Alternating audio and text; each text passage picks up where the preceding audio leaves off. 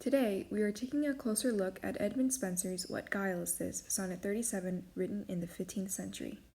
But before that, let's talk about the poet himself. Edmund Spenser was born in 1552 and died in 1599. He was an English poet who grew up in London and is probably best known for his work, The Faerie Queene. He was a prolific writer who published his first volume of poems in 1579. He wrote the Emeriti sonnets to woo his future wife, Elizabeth, and it is believed that he wrote between 89 and 100 sonnets. The word Emeriti means little love poems, and they were written in a modified Petrarchan format. Unlike other sonnets of the 1500s, all were written to one woman, Elizabeth Boyle, Spenser's second wife. Moving on to the structure of the sonnet. One notable difference between Spenserian sonnets and Petrarchan sonnets is the availability of the heroines. Petrarch's heroines were always women that were sexually unattainable, usually as a result of already being married, while Spenser's heroine was attainable, even if his poems made it seem like he had no chance. This sonnet consists of 3 quatrains and a concluding couplet in iambic pentameter with rhyme pattern AB, AB, BC, BD, CD, CD, EE. In Emeriti Sonnet 37, Spenser imagines a cunning woman that ensnares men with her golden hair to directly portray the essence of male vulnerability. What guile is this, that those her golden tresses she doth attire under net of gold, and with sly skill so cunningly them dresses, that which is gold or hair may scarce be told. Meaning, what deceitful thing is this, that she attires her golden hair in a net of gold, and with such clever skill and trickery she dresses her hair so that you can't tell the difference between the gold and the hair? Is it that men's frail eyes, which gaze too bold, she may entangle in that golden snare, and being caught may craftily enfold their weaker hearts which are not well aware? Meaning, is it that men's frail eyes gaze so hard at her golden snare that they become entangled in it, and once caught she enfolds their weak hearts without them realizing it?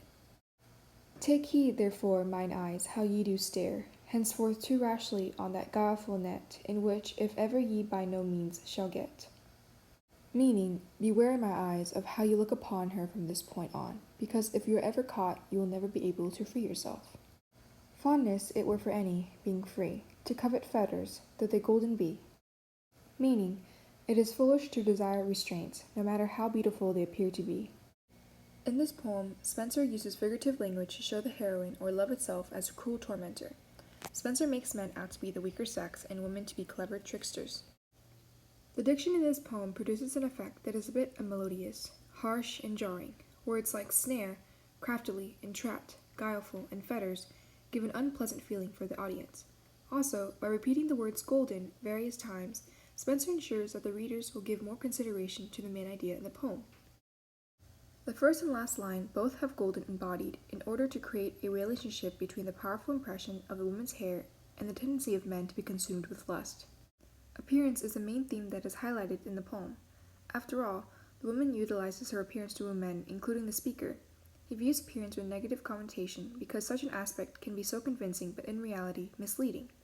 This negative connotation is also amplified in the last 2 lines of the sonnet when Spenser states, "Fondness it were for any, being free, to covet fetters, though they golden be."